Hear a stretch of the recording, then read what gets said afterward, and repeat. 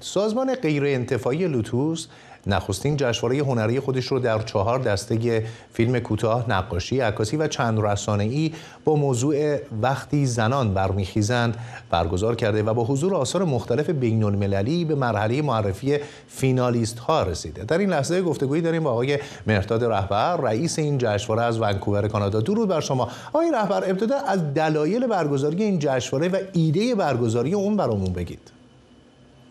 درود بر شما و درود به بینندگان شما. این ایده جشنواره در واقع در یک داستان طولانی تر داره.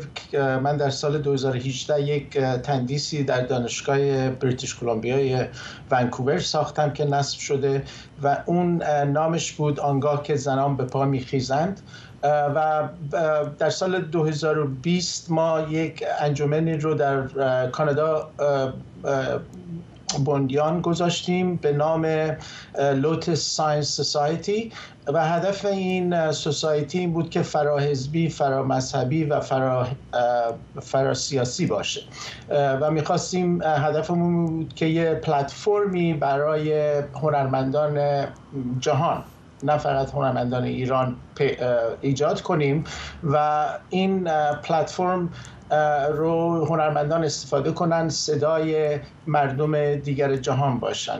هدف اصلی لوتس ساینس سوسایتی این بود و یکی از برنامه‌هایی رو که لوتس انجام میده مثلا برگزاری فستیوال هست هر سال، برنامه‌های سخنرانی و لکچر و ادویکیشن و اینا هم خواهد داشت که امسال، یعنی در سال 2013 در اصل ما یک فراخوانی دادیم برای این فستیوال جهانی و نامش هم گذاشتیم یا تمش رو گذاشتیم آنگاه که زنان به پا میخیزند و دلیلش هم خیلی واضحه، به خاطر اتفاقاتی که 2 سال پیش در ایران افتاده بود. ما میخواستیم این جنبش رو ادامه بدیم به وسیله هنرمندان. آقای رهبر، اون لحظه که تصمیم گرفتین این جشنواره رو در واقع برگزار بکنین، قصدتون این بود که فقط هنرمندان ایرانی درش شرکت کنند یا اصلا به صورت بین‌المللی در واقع فراخوان داده بودید؟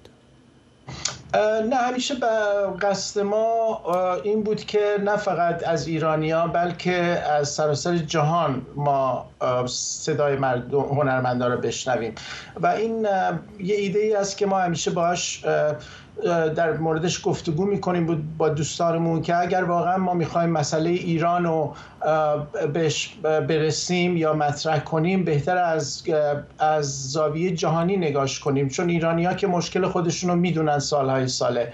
این هر اتفاقی برای ایران بیفته باید از زاویه جهانی باشه. برای همین ما فکر کردیم یک پلتفرم جهانی ترتیب بدیم که این صدا خیلی پژواکش گسترده تر باشه در سطح جهانی، نه فقط در ایران.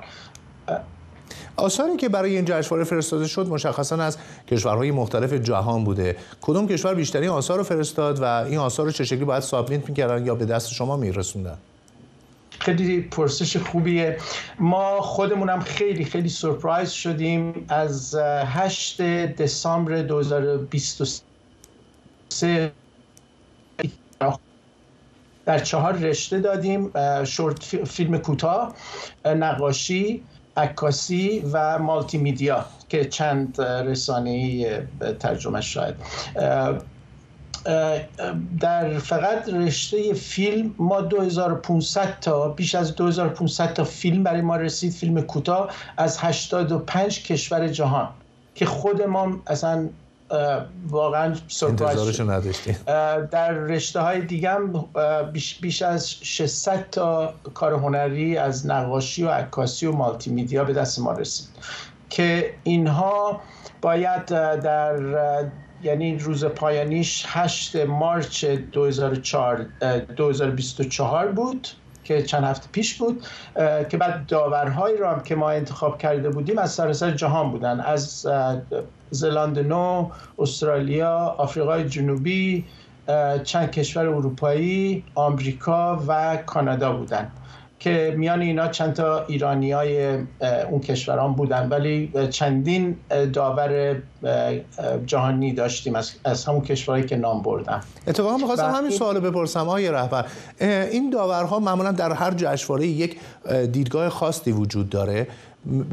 در جشنواره هنری شما که در 4 تا زمینه مختلف هم بوده، این داورها با چه معیار و سنجشی در واقع آثار رو برگزیدند؟ خب ما برای انتخاب داورا چند تا شرط گذاشتیم و بهشون گفتیم که کارهایی که میاد باید هنرهای صدای مردم باشه، هنرهای معمولی نباشه، هنرهای حالا یه جوری میگن اعتراضی یا که به درد جامعه و اینا بررسی کنه و اینو تاثیرگذار باشه بر جامعه به نوعی. بله دقیقاً. و اینو به داورا گفتیم. حالا تمش هم در مورد زنان بود، باید کارهایی که میفرستادن حتما در رابطه با زنان می بود و اینکه یه سری چیزهای تکنیکی هم داشت، مثلا فیلم باید 10 دقیقه بیشتر نمی بود یا باید مثلا زیرنویس انگلیسی می داشت اگه زبان اصلیش انگلیسی نبود. یه سری هم این ضوابط رو داشت، ولی کلا تم اصلیش در مورد زنان بود و مسائل زنان. خب کمتر از 30 ثانیه فرصت داریم. فقط میدونیم که فینالیست ها در وبسایتتون مشخص شده که فینالیست ها مشخص شدن. مراسم اختتامیتون و پایان معرفی برترین ها کی هست؟ ما در روز 7 اپریل که هفته دیگه میشه، یک شنبه دیگه میشه، یک جشنی در شهر ونکوور داریم که حدود 400 نفر تا به اکنون بلیت خریدن. در اونجا ما در 4 رشته هنرمندایی که فینالیست شدن رو معرفی میکنیم و در قسمت دوم برنامه برنده ها رو اعلام میکنیم. ما نتیجه داورا رو تا دیروز به دستمون اومد. یعنی همه برندگان نفر اول این کاتگوریا هیچ کدومشون کانادا نیستن. باید از اینا ویدیو بگیریم. از کشورهای آلمان و ایتالیا و نایجریا و ایران میان که ازشون باید ویدیو بگیریم و اون شب ویدیوهاشون رو متاسفانه فقط میتونیم نشون بدیم. سپاسگزارم از شما مرداد رهبر، دبیر نخستین جشنواره هنری لوتوس از ونکوور کانادا.